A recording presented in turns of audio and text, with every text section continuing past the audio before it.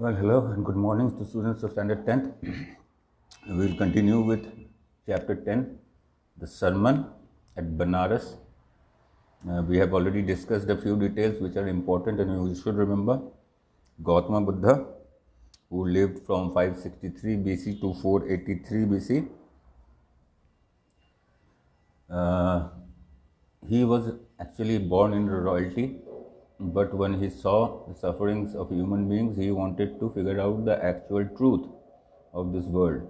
So he left his home, his wife and children, and he wandered for 7 years before, under a peepal tree, he attained nirvana or the enlightenment. Thereby, he started, after that, he named it Bodhi tree and started preaching. And one of his famous sermons, or the first sermon, was at Benares, the holy city of Hindus. He was well trained in Hindu scriptures and other practices while he was a prince. Now, the sermon of Benares begins when this lady called Isa Gautami had lost her only son, and she was behaving in a crazy fashion. She was moving from one place to another in search of a medicine that could cure or revive her dead son. Everybody thought she had lost her mind. One of the men she met advised her to visit Gautam Buddha. Gautam Buddha gave her away. He said, you have to get a handful of mustard from a house where nobody has died before. She couldn't find such house, and at the end of the day, she sat down at the corner of the door in her grief, looking at the lights. Slowly, as the night grew, all the lights were switched off or put out. Then back in those days, there were not switches, so lights were put out. That's when she got the realization what Buddha actually wanted to teach her. She realized that in her grief, she was behaving greedily. She was only thinking of her happiness. But the fact that men are mortal and everybody who is born has to die is a fact that people should accept. This is the fact, and she should also accept the fact that her son is gone, and everyone, be it young, old, wise, foolish, everyone who is born has to die.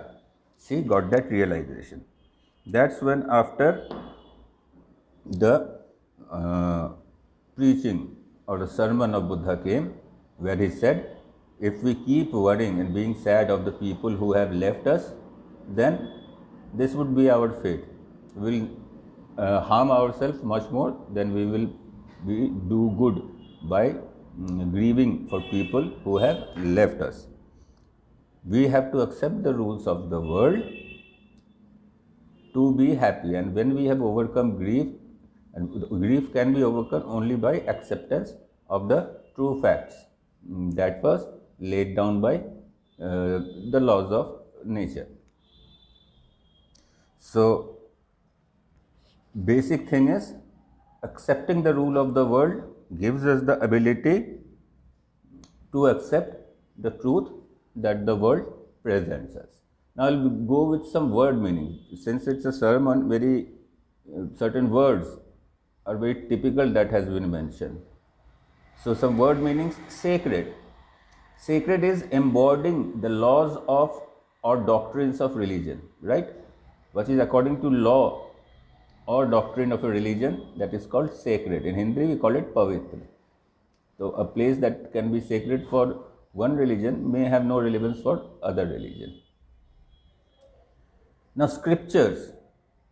Scriptures are sacred writings of religions. They can be inscriptions also. So, that is scripture.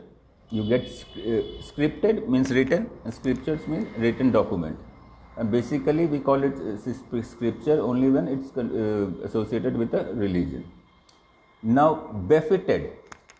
Befitted means to be suitable or to be appropriate, chanced upon, come across by chance. You meet somebody by chance, then you chance upon somebody. Alms. Alms are money or food given to poor people in charity. That is called alms. A beggar begs for alms, to be getting somebody does charity and gives something to him. Now, enlightenment. is a state of his spiritual knowledge. When you are enlightened, you have completely attained all the spiritual knowledge. It's that position when you can claim to be enlightened. Now let's move to some other words. Wander.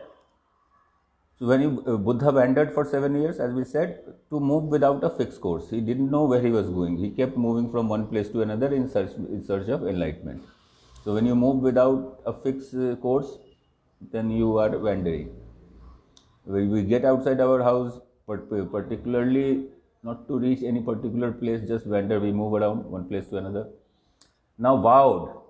Vow means to solemnly promise to do a specified thing.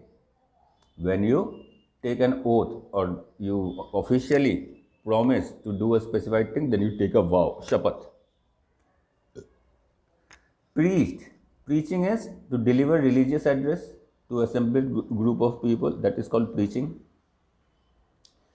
Sermon. When a preacher talks about religion or moral subject, that is called a sermon. The Sermon on the Mount, you may have been knowing, the chapter also mentions at the beginning, it's the preachings of Jesus Christ, Sermon on the Mount. Now, holy means again sacred, something that suits a particular, which is pure as per religious description, that is holy. Dipping places means bathing, basically bathing places. Inscrutable. Inscrutable is something that is difficult to understand or which cannot be understood. Kinsmen means relatives, blood relatives are called kinsmen. Lamenting means expressing regret or disapproval. Slaughter, when you slaughter an animal, you kill it for food purpose. Afflicted, it means affected negatively or adversely. Let's now move on to the next one. When her son dies, Kisa Gautami goes from house to house. What does she ask for? Does she get it? Why not? So many questions together. When her son dies, Kisa Gautami goes from house to house requesting for a wonder drug that could bring her son back to life. No, she couldn't get it because there is no medicine that can bring dead man back to life. Simple. She doesn't get it. Why not? Because there is no such thing. That is simple. Now moving on to question number 2. Kisa Gautami again goes from house to house after she speaks with Buddha. What does she ask for? The second time around. Does she get it? Why not? Upon seeing the Buddha, Kisa Gautami is refilled with hope, and thus she goes again from house to house looking for mustard seeds, just as Lord Buddha had asked her. Many had mustard seeds to offer, but none of them could fulfill Lord Buddha's condition of having seen no deaths in the family. Therefore, she couldn't find mustard seeds for her son. Buddha had said, bring mustard seeds from a house where nobody had died. So, she couldn't find any house where nobody had died, so she couldn't collect the mustard seeds. Question number 3. What does Kisa Gautami understand the second time that she failed to understand the first time? Was this what the Buddha wanted her to understand? When Kisa Gautami failed to find mustard seeds that could fulfill Lord Buddha's condition of having seen no deaths in the family, she became disheartened. After deep reflection, she realized that man's fate was just like the city lights that flickered and extinguished repeatedly. The cycle of birth and death was nature's way of working. Suddenly she became conscious as how selfish she had been in her sorrow, and that one who was born must rest eternally. Men are mortal. Yes, this is exactly what Lord Buddha wanted her to understand. Right?